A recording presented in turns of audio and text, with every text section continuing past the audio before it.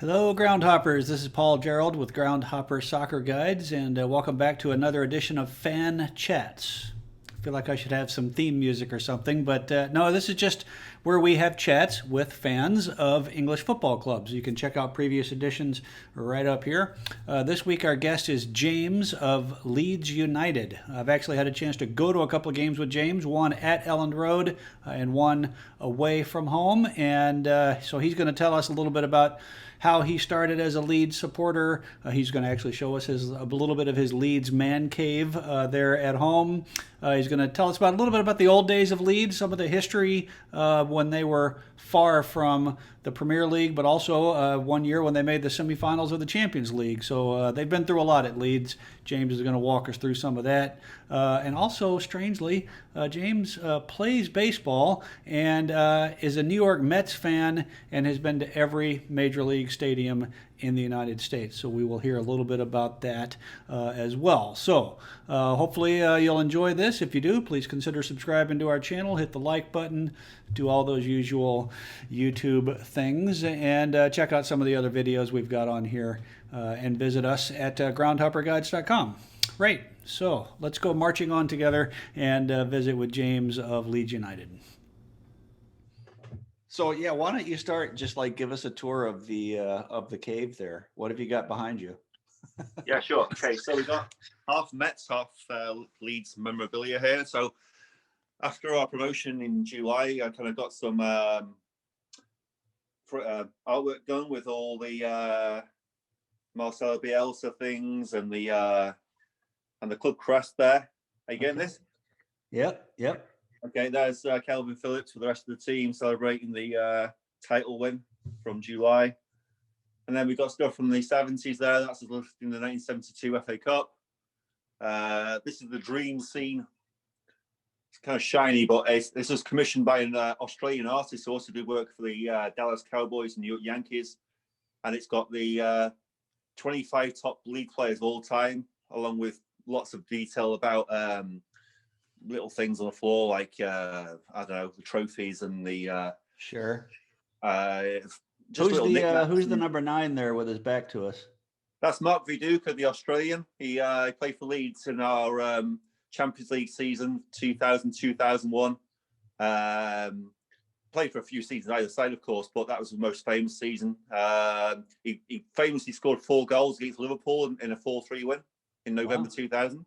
Okay. And there's the 3 managers. So you've got Don Revie, you've got Howard Wilkinson, both won the league with Leeds, of course. The goalkeeper's Nigel Martin there. And yeah, mostly got the 1960s and 1970s legends and a few of the modern day legends too. All right. Yeah, and then more baseball stuff. Yeah, we're going to get to the baseball thing in a minute. I don't know if you can see in my background, I've got the Leeds scarf that you gave me right here. Yeah, I noticed that in previous interviews too. Yeah. I've got it. Oh, there goes my FA Cup. That's a bad sign.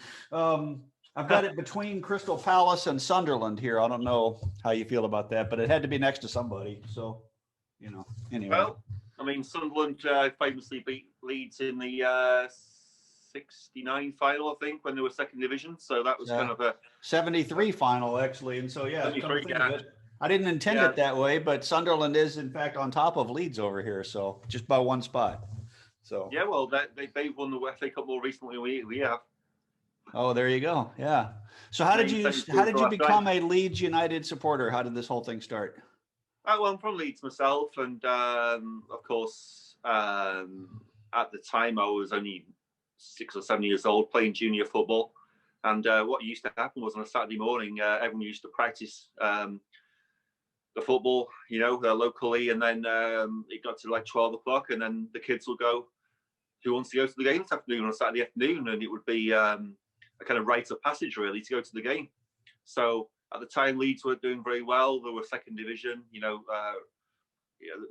the time in the of history in Leeds as well. Also, there's quite a lot of social problems with the miners' strikes, and I think going to the game was kind of like a release from all that. Going to for the guys, mostly it was a release to going to the game in the afternoon, getting things off their shoulders, and that in turn led into the hooligans and problems. But I mean, as a kid going along, it was amazing because the first time you ever went there, it was just the sights and smells. It was like the Bovril, the sort of beef drink that you drink during the game, and the hot dogs and the wagon wheels, the chocolates and the cigar smoke, and just the sounds. Of course, you were introduced to swearing for the first time, probably, and it was just a whole experience more than actually what the football was on the pitch, because the football was pretty lousy. Second division, the attendances were only 12 to 15,000. At best. Really? And this is the 1980s, right? Yeah, this would be my first game was October the 2nd, 1982.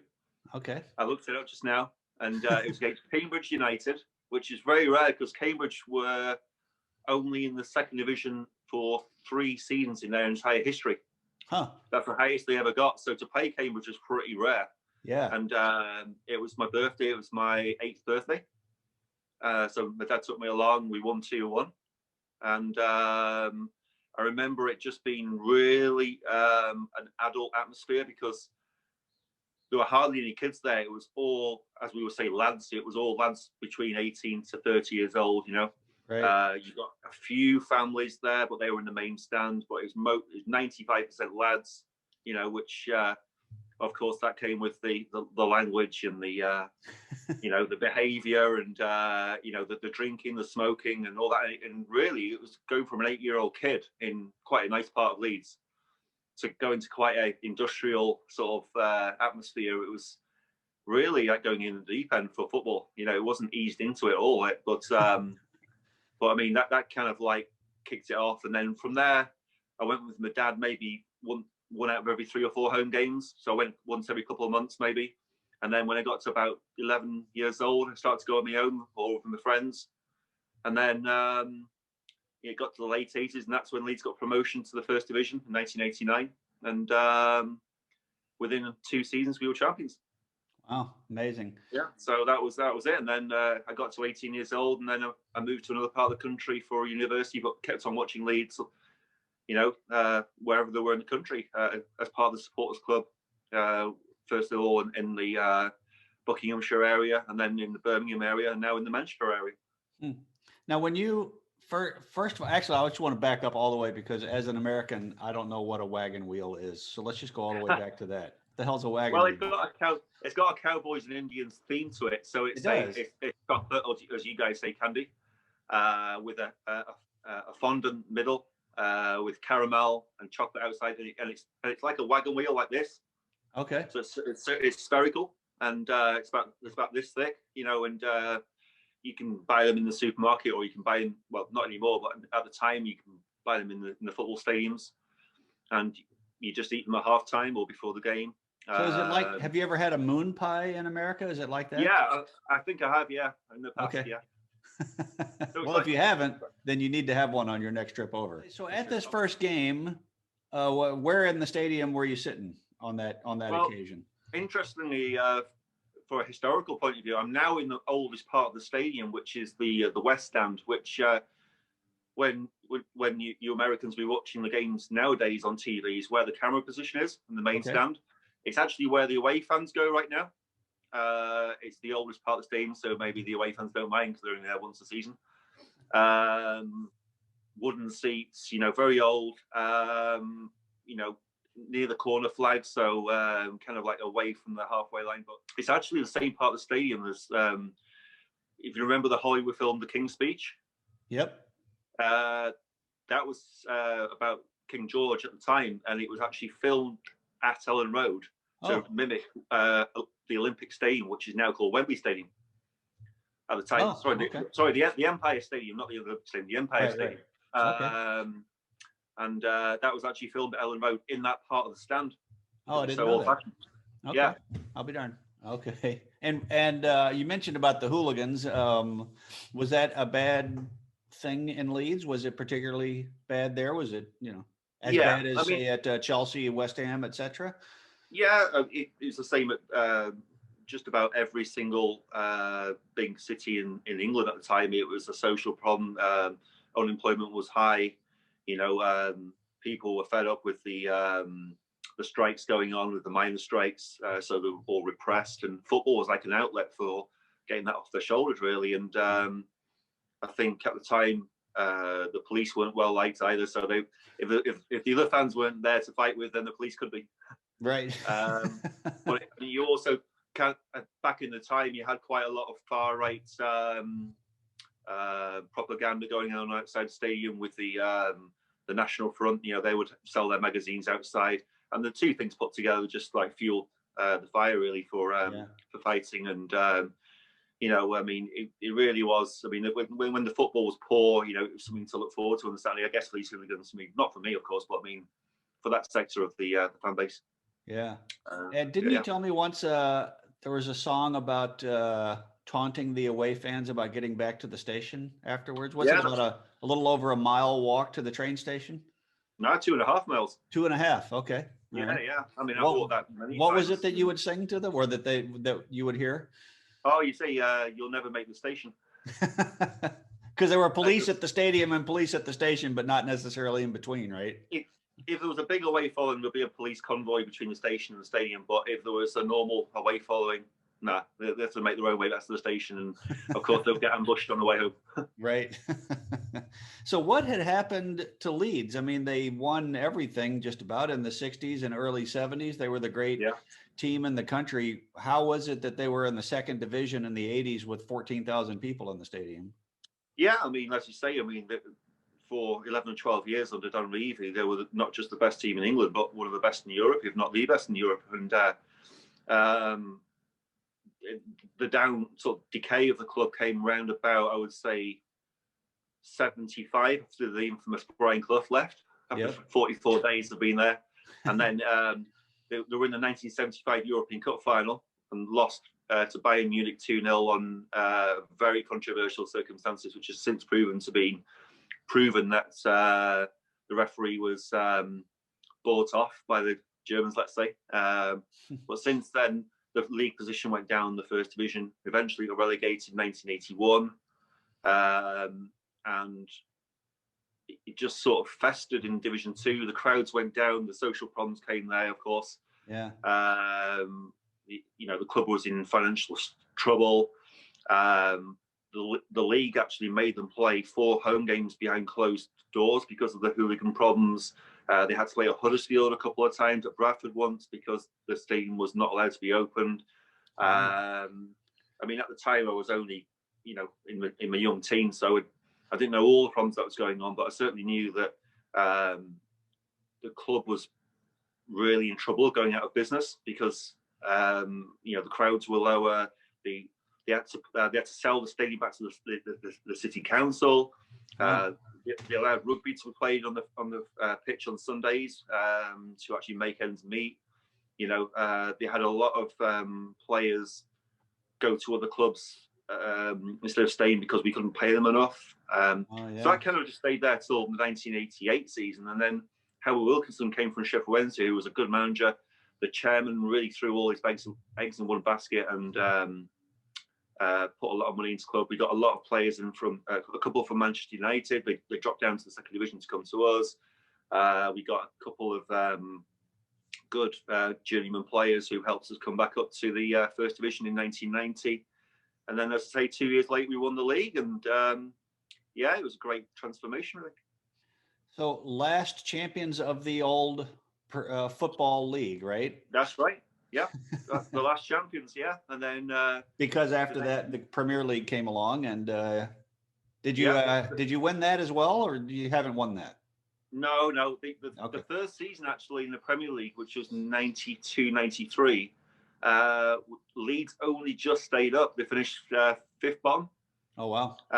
They went through the entire season without an away win. Oh wow! And the nearest we've come to win the Premier League was in the late 90s, early 2000s. We finished.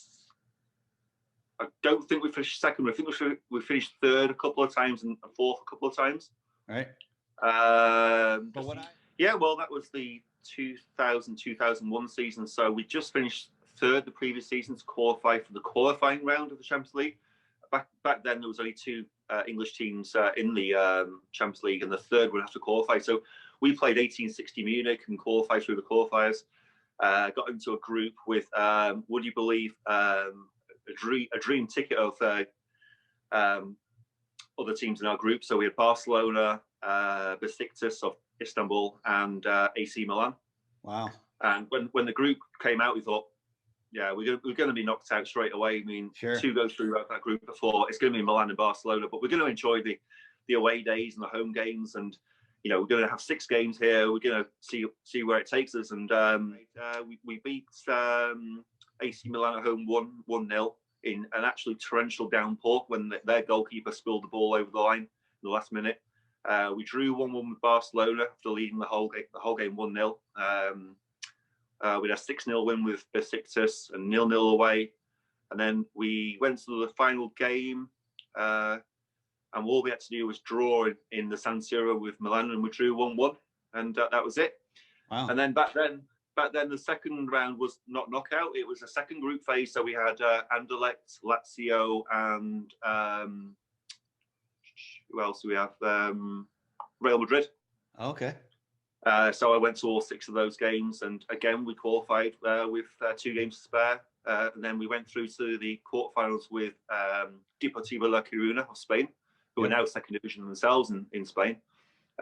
Beat them on aggregate, and then the semi-final was with Valencia, and we played the first leg at home. The semi-final at the start of May, goalless, and then we went to Valencia thinking we're going to score in the away leg, we're going to get away goals, and the day before the game, we actually had our best player, Lee Bowyer. He was banned from playing because UEFA had said that because he was having a current court a court session that gone on all season. He couldn't play. So all the Leeds players actually shaved their heads before the game in solidarity. So when you see the team photo, you see all 11 players with shaven heads.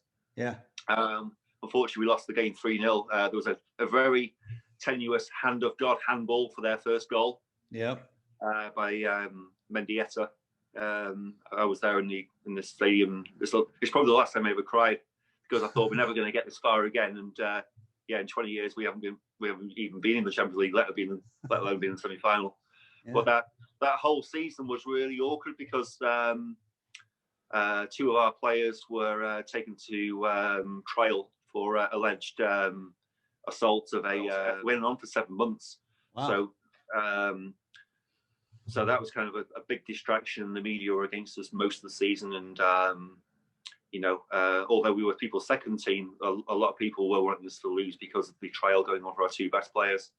And that's kind of a theme through the years, right? Leeds obviously has big support and tremendous following, but the rest of the country seems to particularly not like Leeds. Yeah, very much so. It's them against us. I mean, the media are London-based, of course, so it's all like it's like the north-east south thing. You know, Liverpool gets it, Manchester gets it as well, Newcastle even. But yeah. I mean, a lot of people were against us, and of course, the Leeds fans' behaviour in the 80s and 90s was, pretty bad a lot of the time. So, a lot of anti-Leeds feeling was drummed up then. But it also goes back to the 70s when Leeds were very successful because a lot of fans were envious of us, and also because of the way they perceived we play it, like a bit underhand, a bit dirty, when the referee's not looking, maybe give them a dig in the ribs, that sort of thing, But really, was that an unfair reputation? I mean, I know you weren't around then, but certainly you've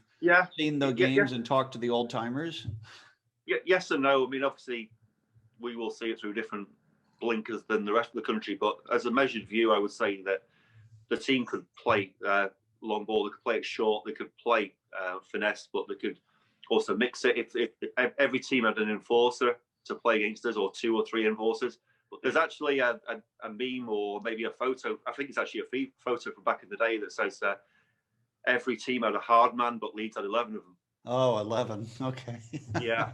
So and it was nearly always the same 11. You find that throughout the league back in the day. I mean, you used to go through an entire season playing 14 or 15 players. That's it. Well, and you only had 1 substitute back then? Is that right? It was 1 the 2 substitutes came around in the early 80s sometime. But there were no subs until the late 60s. And then during the Leeds era of glory, it was 1 substitute. And I mean, it's not like today when a team rotated the players between the FA Cup and the League Cup and the League and the European Cups. Sure. It'll be the same. The same 11 will play every single game, no matter if you were playing Juventus, Milan, or Barcelona, or you were playing Colchester United. It's the same thing. Huh. You know. Right.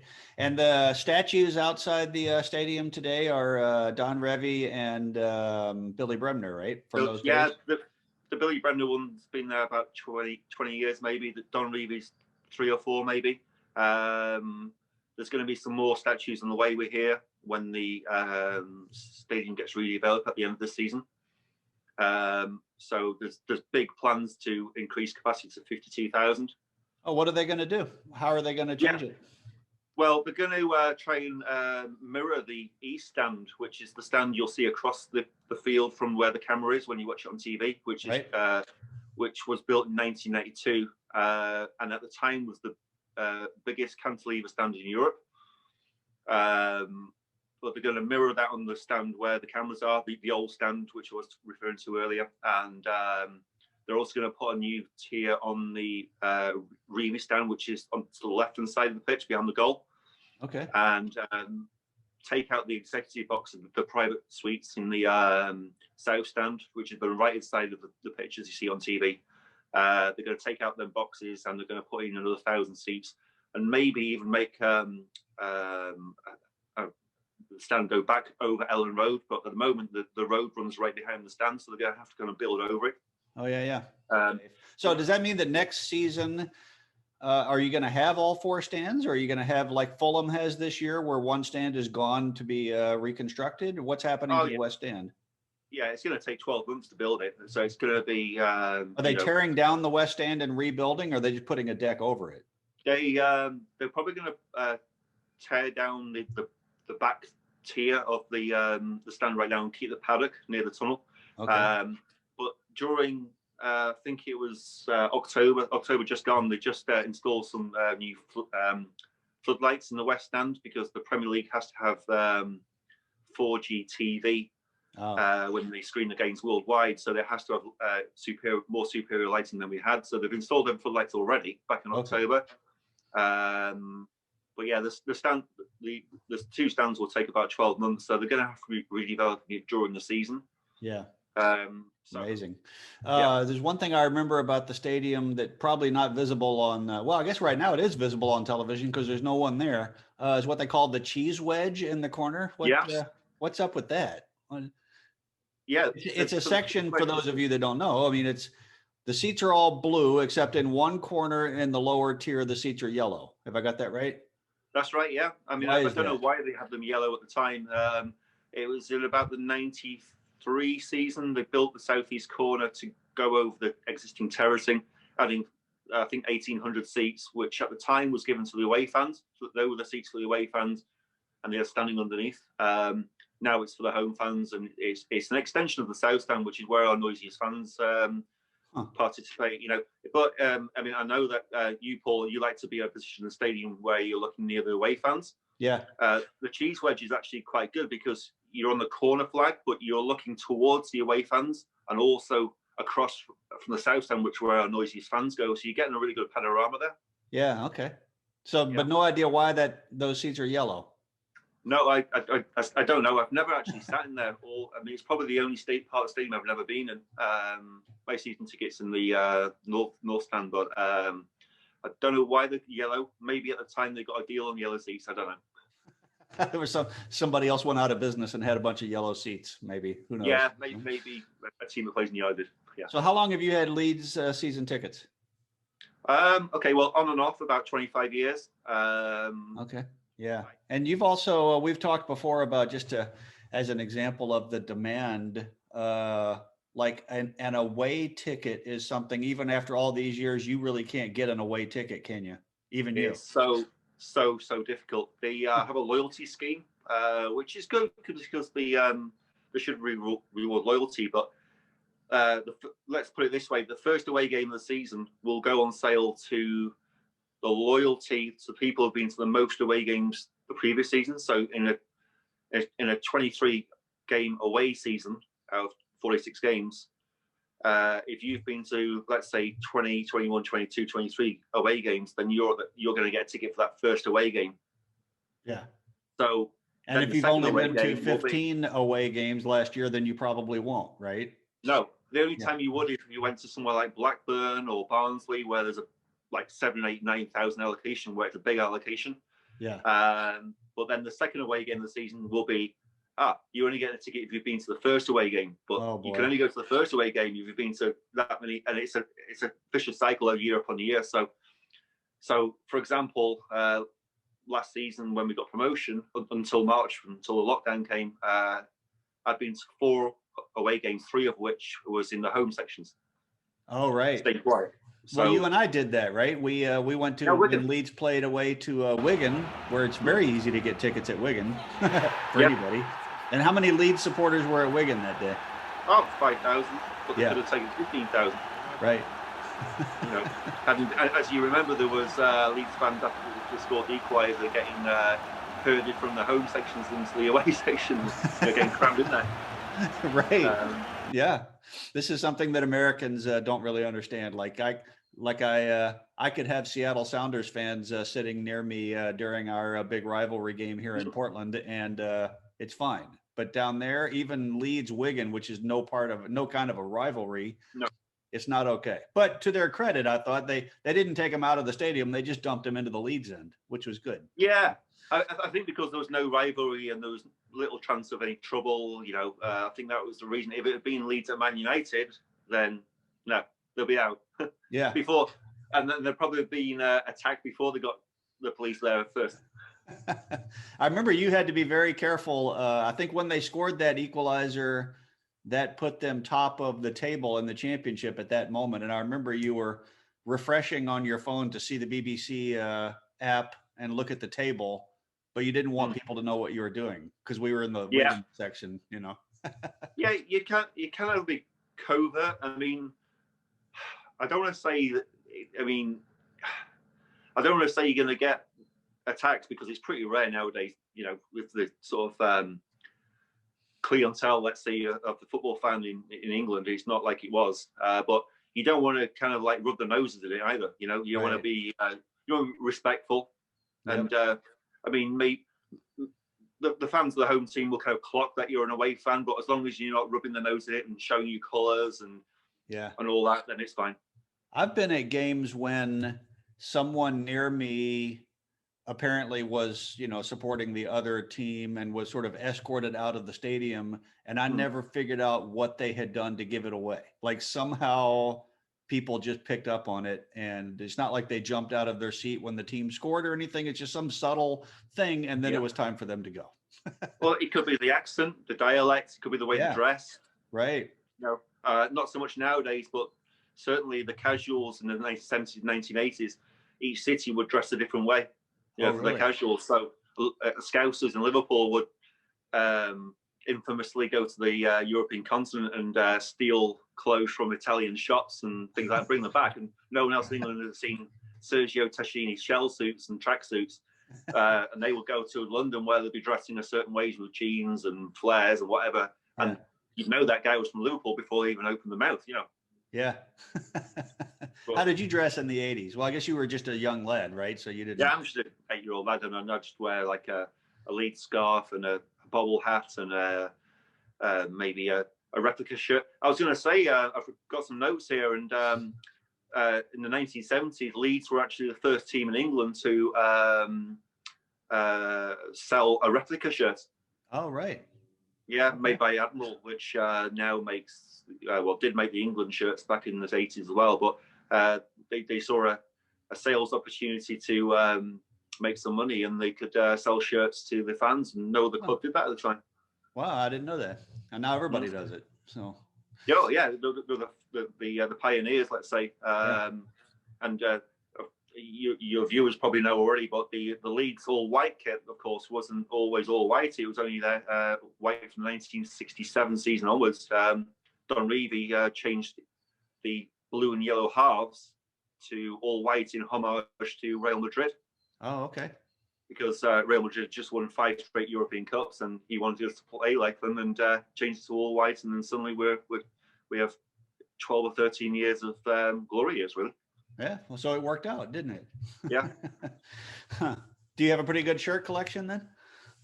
I have 7 or 8. I mean, some of Oh, them okay. I've given away to people. Some are in the bin because they don't fit, or Right. just got Do you have threadbare. a collection? Personally, I collect badges here because they're cheap and small and light. What is your collection? Apart from baseballs, no. Oh, right. But footballs. I mean, I have. I don't. I have programs really. Okay, well, that's good. Yeah, I mean, they're not here in the room. They're in the attic. But I've got maybe 500 programs. Well, all right. Yeah. So, but let's talk about the baseball thing because you're a New York Mets fan, and Yeah. I believe you've been to every Major League Baseball stadium. Is that correct? Yeah, I've been to all 30 teams' stadiums, ballparks even. The only current one I've not been to is Texas Rangers because they moved to a new ballpark last season. But Oh, I right. was due to go in September, but then of course COVID hit and no one can travel. So Right. I still So have how to go did to this come Texas. about? Why baseball and why the Mets? I mean, they're not exactly a glamorous team. No. Well, I was visiting a friend in Calgary, in Canada, in 1992, and he was a university friend, and he got a job placement in Calgary. So I went out there to see him for a couple of weeks. And on the way back, I laid over in Toronto for 3 days and went to a 3 Blue Jays game because I was curious because I played cricket at the time, and I thought cricket, baseball, it's going to be pretty Something there, similar in yeah. terms of that. Give it a go. And at the time, the Blue Jays were one of the best teams. They'd just been to 2 World Series, had Roger Clemens pitching for them, and Shannon Stewart and people like that. Went to the games, actually fell in love with it. And then a couple of years later, went to New York, and I was actually on the way back from Myrtle Beach, South Carolina. Been on a golfing trip there, and we laid over in New York for 3 days. And one of my friends, we went to a game, and at the time I had no idea that the Mets had a game on, so I thought I was going to go to a Yankees game, and then we went to Shea Stadium. It was awful weather. It was the first week of the season, so it's early April, raining heavily. We were playing the Montreal Expos, freezing cold.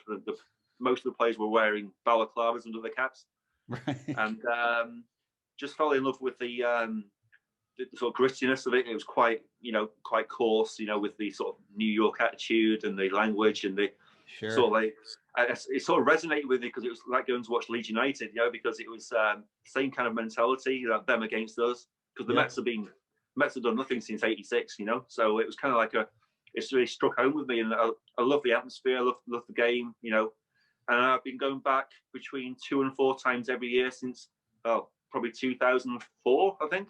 Okay. So I've been to every Major League stadium. I've been to 36 until umpteen minor league ballparks too. What are some of the minor league places you've been? Toledo Mudhens. I've done 5 or 6 in Florida spring training. Oh, sure. Okay. A couple in Phoenix, for Arizona spring training. Been to Reno Aces a couple of years ago. All right. In Nevada. Went to Round Rock in Texas. Really? How did that come about? Where is that? I don't even know where that is. Round Rock, it's in the suburbs of Austin. Oh, all right. Yeah, so it's in the northern suburbs of Austin. So they're in Double A in the Texas League. Okay. I can't remember which team's affiliate they are, but they're definitely Double A. Huh. And then I've been Brooklyn Cyclones in New York. They're the single A team. I've been to who else? Binghamton Mets in upstate New York. Yeah. Syracuse Mets. That's the Triple A team. Okay. And I think one more. Oh, that's right. I threw out the first pitch at Madison Mallard once in Wisconsin. Really? How did that happen? Well, I've got a friend who is a Milwaukee Brewers fan, and she works in University of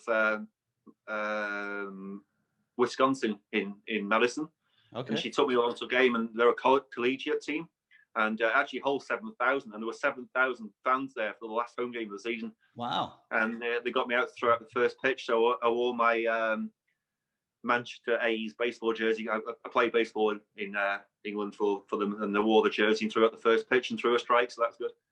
I was just going to ask, yeah, how did you do? You threw a strike, huh? That's good. Yeah, I'm a lefty, blanky lefty, and I threw a strike. So yeah, that was good. And then Do you have a photo or video of this that you can send me? I can find it. Yeah. Yeah, that would be lovely. Yeah. Yeah.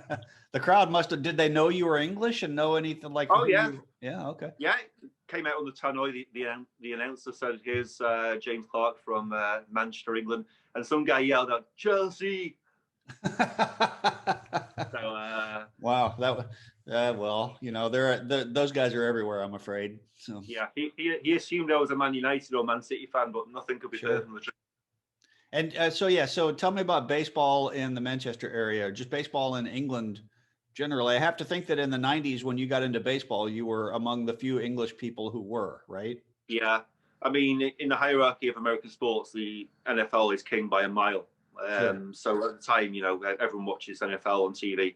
Super Bowl, you know, it's very, very popular. A lot. I stayed up the other night watching it, and I was going to say popular. That must kick off at what, about 11 o'clock at night your time? That's a long night for Super Bowl. Yeah, 11:30 it started, but that's early because in years gone by it used to be 2 or 3 a.m. Wow. But yeah, baseball in the 90s here was and still is very very much a fringe sport, and yeah, I mean, of course, baseball was first founded in England back 100 odd years ago.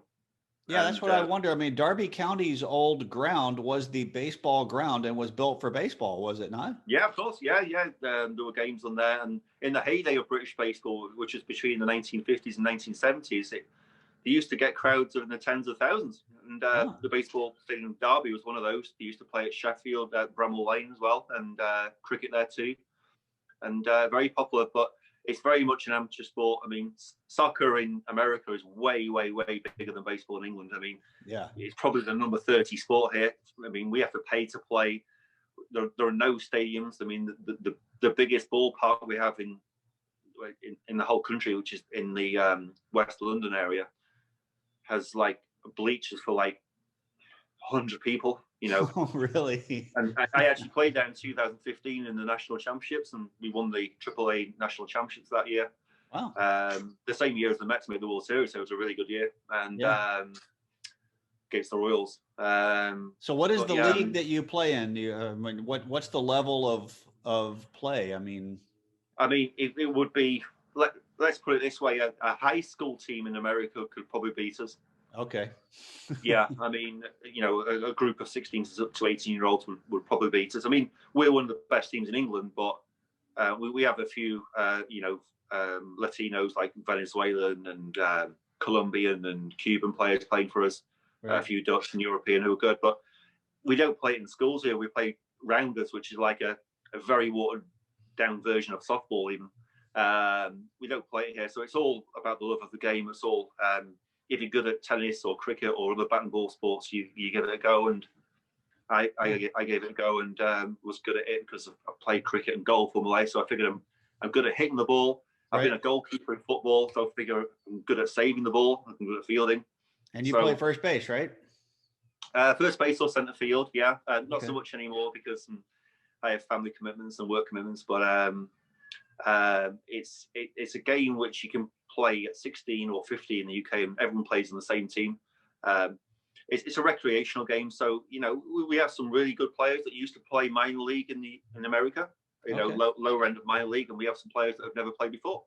2 Octobers ago, I was lucky enough to go to Arizona and play in the World Over 40s Championships with the British team. So I played in that, and we played against some awesome players who were, you know, who you could tell played minor league and a couple played major league in the past, and wow, or in the 40s. You know, it was just amazing playing in the. We played in the LA Angel Spring training ballpark. Okay, it was really good. Wow. So getting back to Leeds, then, who's Leeds' biggest rivals? What's the one game that you look for when the fixtures come out? Oh, well, now we're in the Premier League. It's definitely Manchester United, without a shadow. I mean, that's our historical rival. So, so just to give a little background, I mean, obviously everybody hates Manchester United, but Leeds is what, 45 minutes by train from Manchester, so yeah, it's pretty close by. But is it also yeah, just because in the '60s you were going head to head and trying to win everything? Is that where it yeah. starts? Well, that's the main time it really started, but it predates that, of course. It goes back to the War of the Roses in the Middle Ages. You know, the Yorkshire against Yeah, Lancashire, yeah, of course. because everything in England goes back to the Middle Ages, it seems like. So, That's right. So you had obviously the White Rose of York fighting the Red Rose of Lancaster, and it goes back there. But yeah, really the football side of it kicks off in the 1960s when Leeds got really good, and Man United had people like George Best, Bobby Charlton, Dennis Law. Leeds had Billy Bremner, Jack Charlton, who was the brother of Bobby Charlton, of course, yeah. and then you had. That was at the time Man United were on the decline. They got down to the second division, of course, in 1974. Leeds were in the heyday, of course. And it's been 16 years since we played them. So we last played them in December and got absolutely thrashed 6-2. Yeah. We played them again next at home in April. Either side of playing Man City and Liverpool, which is going to be an interesting 3 weeks. But yeah, Man United are the main rivals. It's historical, it's social, it's music, it's fashion, it's all sorts going on. So how frustrating is it that they're in the Premier League, they're playing Manchester United, and you can't go to the game? That just must be killing you.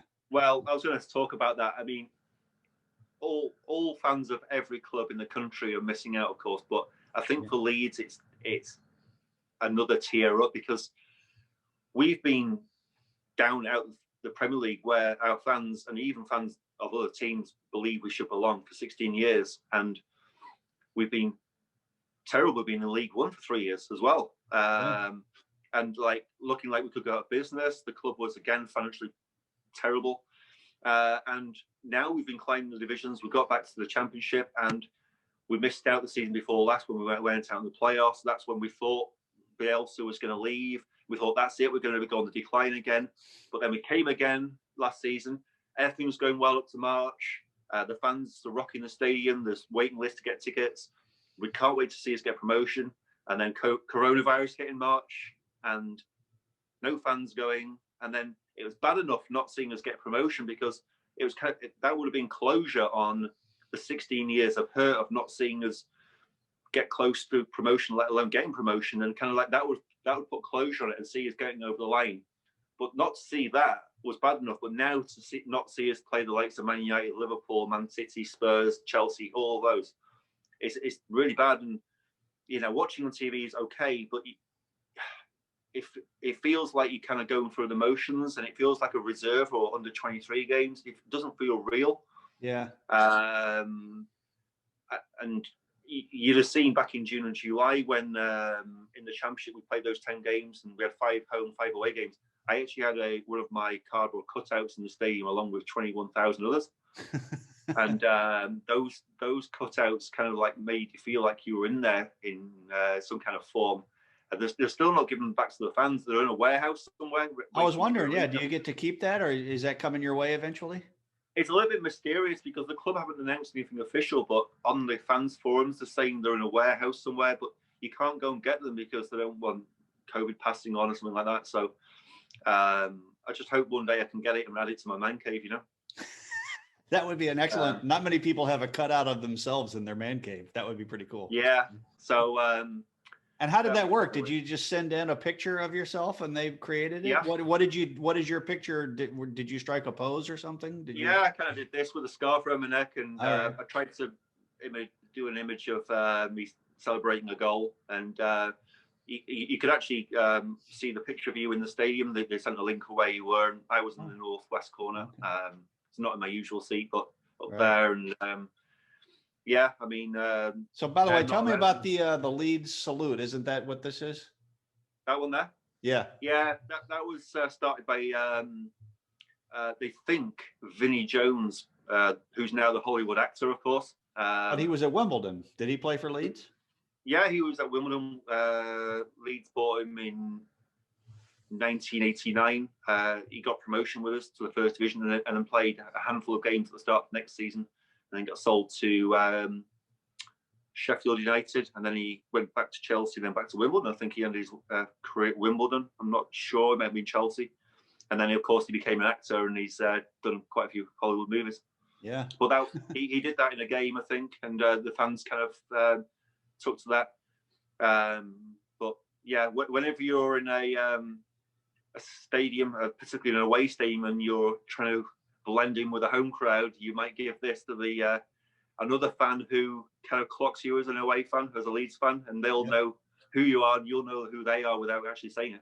I remember you doing that at Wigan. As we walked out, you did that towards the home end, and a couple of people did it back, or towards the away end. Yeah. That's right. Yeah. Well, everyone will know. It's called the Leeds salute. Okay. So it's just like a clenched fist on the heart there. Okay. And and then of course, if you're doing that, it means you're a Leeds fan, and you're trying to say it without saying it. Sometimes a really good idea. Yeah. So the song at the beginning of the game, the marching on together. I'll insert a video here because I took one. I have a pretty good recording from Sheffield United game where I talked to you before the game. Where did that come from? Well, that's actually an interesting question, because that was actually a B-side. Not an A-side, but a B-side record of the 1972 FA Cup Leeds United song. Now, let me just pause there, because this idea of an FA Cup song, like, I'm aware of it, but I don't know. Is it just like when you make the final, you record a song, or is it? Yeah. Okay. All right. It's not done so much anymore, unless you're like Wigan Athletic or something like that, who made the FA Cup about 5 years ago. But I don't know what year it started, but probably in the 1950s and 1960s, if you made the FA Cup final, which at the time the FA Cup was huge, if you made the final, the team, not singers, the actual players and management would actually make a cup final song, and the lyrics would mostly be along with the something to do with that town or city that it came from. And most of them are like really terrible songs, right? Most of them are absolutely terrible. I mean, setting aside that the players can't sing, I mean, the songs themselves are just atrocious, But a few of them are okay, and some of them have really stuck, right? And like yours.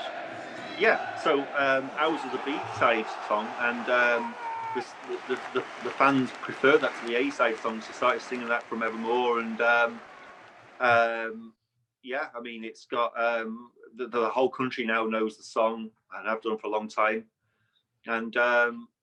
They play it on the tannoy before the players run out, and fans sing it during the game as well. But yeah, I mean, you can put the song on, obviously, and rather than me sing it, because I'm not a very good singer. I wasn't going to ask you to, but at least it's uplifting, unlike say I'm forever blowing bubbles at West Ham. I mean, what a depressing song that is. Yeah. Or I can think of like the Z-Cars song at Everton and Watford, or maybe have the Blues the Colour at Chelsea is a bit like I don't know, it sounds like a children's nursery song or something, it's a slow beat, and obviously you've got You'll Never Walk Alone in Liverpool. That's a pretty good one. Do you remember, by the way, my other guest was telling me, who's a Leicester City supporter, that he remembers when other clubs used to sing You'll Never Walk Alone. Did Leeds ever sing that? Yeah, I mean, I remember back in the 80s going to the games, they used to sing that as well. And it was a company holding up the scarf above the head, and you'd have a sea of scars above the head there, 15,000 scars singing that. And that would be quite rousing, and that would spur the team on to victory. Yeah. So when fans come back, may it be soon, what are some other songs that you would want us to listen for at a Leeds game, or particular chants, or anything else that will jump out? I mean, it's quite a mixture of old and new, because a lot of old songs like will play all the way with Leeds United. There's actually an album came out in the 80s or maybe late 70s of Marching On Together, Leeds United Calypso. We play all the way with Leeds United. There's about 7 or 8 of them, and those are the ones that are sung on the terraces now. But you'd also have like modern songs that fans have changed the words to fit what they want to do. So you'd, Well, sure. yeah, I mean, I can't repeat a lot of them. Sure you can. Uh, There's no I there's mean, no kids here. We'll if it gets really bad, I'll bleep it out, you know. So. yeah, I mean, well, I mean, you sing a lot of it's singing to the away fans to try and go with them to try and say, you know, we've got one up on you. Like, Sure. you're only here to watch the Leeds, or, Right. you know, Marcello's Barmy Army, or they might go, Yeah. um, You know, one that I remember now that other fans would used to sing is "You're Not Famous Anymore." Do you still hear that one? oh yeah, we'd actually sing it to ourselves because it's ironic, you know. Yeah. You know, the away fans would sing it back in the day when we were in League One, but we'd sing it now because, like, it's kind of like, well, we are famous, but we're going to sing we're not famous anymore, because it's kind of like it's a parody, really, you know, of it. But I mean, the songs would be. I mean, it's been that long since I sung it. It's been 11 months, so I'm trying to remember. I mean, you'd have "You're Going Home in a Yorkshire Ambulance" or something like that. You're going home in Yorkshire? What? Ambulance. Oh, in an ambulance. Nice. Okay. So, like, if it continues, if the away fans keep singing the way they are, I mean, it's only tongue in cheek. It's not actually going to Sure. happen, you know. Right. But I mean, it's kind of like just to kind of like get a bit of like banter going between the home and away fans. I sat with you once at Elland Road. They were playing Nottingham Forest, and there was something singing about miners' strikes in the '80s that the two cities were on different sides of. So. Yeah, that's right. Yeah, the Nottingham miners worked through the strike, whereas the rest of the country and Wales didn't. So they were known as scabs. Okay. So the Forest fans still getting the neck nowadays. Yeah, that's a thing in England. It's never just about the football, and the history just never ends. So. Yeah, I mean, when we play a Welsh team, it's they call us sheep shaggers, and we'll call them sheep shaggers. Here, but I just want to, last thing is just kind of walk me through your I don't know, your game day, home day routine. Like, what pub do you go to, and maybe just a little bit about, like, when folks come to Leeds for a game, which I always encourage them to do. You know, what should they see around town, and what pub would be good to go to before? Yeah, I mean, Leeds is well worth a weekend more than just a match day. I mean, it really is a good tourist place to go, not just the city, but also the countryside around. I mean, you can do a bar crawl from the city centre. You got the Scarborough Arms, which is right next to the station. A lot of home fans go there. That's a really historic pub. You've got a lot of new pubs, which I don't know the names of, but I mean, you've got maybe 20 pubs within 300 yards, you know. Of the station or of the stadium? By the stadium, by the station in downtown. And then from there, you can do a pub crawl on the 2.5 miles to the ground, or you can get the special bus. There's dozens of special buses go from the station to the ground on the day. It takes 7 or 8 minutes, and then you can get off and go to a pub by the ground. By the ground, you've got the Peacock, which is right across from the stadium. That's the famous pub, which is also has the nickname of the club, Leeds United. They're called the Peacocks. So you've got the Peacock pub, and you've got a huge beer garden at the back there, so you can go in there, listen to live music. There's a chip shop right there next to that pub that has always got such a queue that I've never been in there. Is it good? Yeah, it's called Gravely's, which is right next. I mean, it's 25 yards from the stadium, so it's right across the street there. Right. That's called Gravely's. It used to be called United Fisheries, but you need to be getting there 1 o'clock or before for a 3 o'clock kick-off, because you're going to be in the line for like half an hour or more at least. That's great. Any particular local food that people should have? Is there a delicacy, a particular kind of pie maybe, or something? Yeah, I mean, you've got the Balti pie, which is Indian, of course, but I mean, that's famous in Yorkshire. You got the roast beef and Yorkshire pudding that you would have in a lot of the restaurants. You know, that's like a Sunday dinner with beef, 3 or 4 kinds of vegetables, potatoes, mash, spuds. You know, Yorkshire pudding, which is like a savoury bowl of. I always describe it as kind of a hard pancake. Yeah, it's a hard pancake. Yeah, and okay. you can put beef and gravy, but yeah, I mean, but like I say, I mean, around the ground, you've got a lot of tourist attractions. You've got the Royal Armouries, which is where the crown jewels are. They moved from London 25 years ago.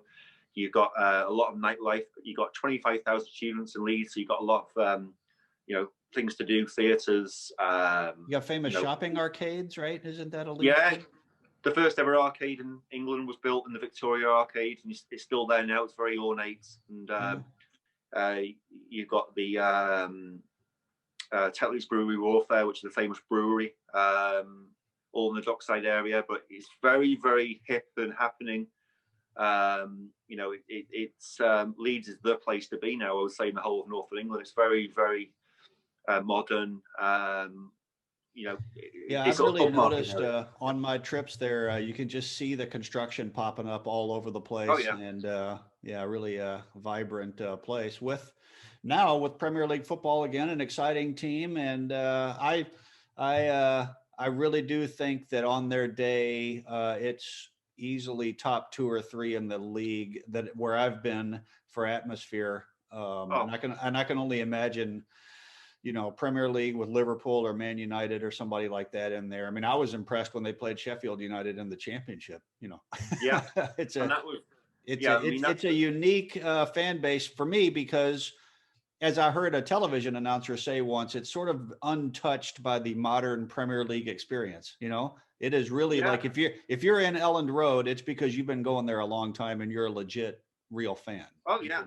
I mean, there's now like a 12,000 waiting list for tickets. That's why they're building the stadium up, and I mean, it really is an old-fashioned stadium with a modern twist. Yeah, The San Francisco 49ers involvement in Leeds now has just increased. They've just increased their stake last week to 25% stake now. great. So their their president has now got a seat on the board and directors, and he's now going to run Leeds like the 49ers. He's going to he's increasing the marketing and the way of doing business and player acquisitions, and he's going to do the stadium up. He's really getting on board with this. But Okay. I think like you say, you'll really see now we're going to be established Premier League top half team pushing for those European places. The football to watch is just unbelievable. I mean, it's a bit gung ho and we leave ourselves defensively open a lot of the time, but Hey, as a neutral, we appreciate that. yeah, there's been no boring Leeds games this year. There's been Yep. no boring. Every game we've had, even the 0-0 with Arsenal back in November, we should have been 3 or 4-0.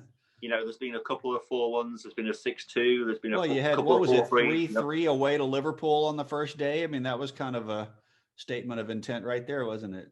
Oh, Yeah, that was it. That was the opening game, and then 4-3 before them the week after.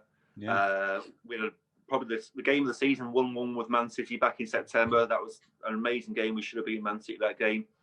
But I think this year we've missed our entire back four. They've all been out injured, so we've got a couple of Spanish and German internationals there that have been missing.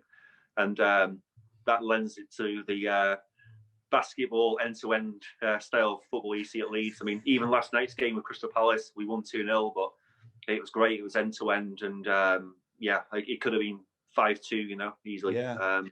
Yeah. So that's my parting words for my American audience. Watch Leeds on television, and as soon as you can get to games again, go to Leeds and look for James Absolutely, at the Peacock beer tent beforehand, right? Yeah, and until the world stops going around. Very good. Yeah. All right. Well, thanks for coming on, and go Leeds. See you later. Right.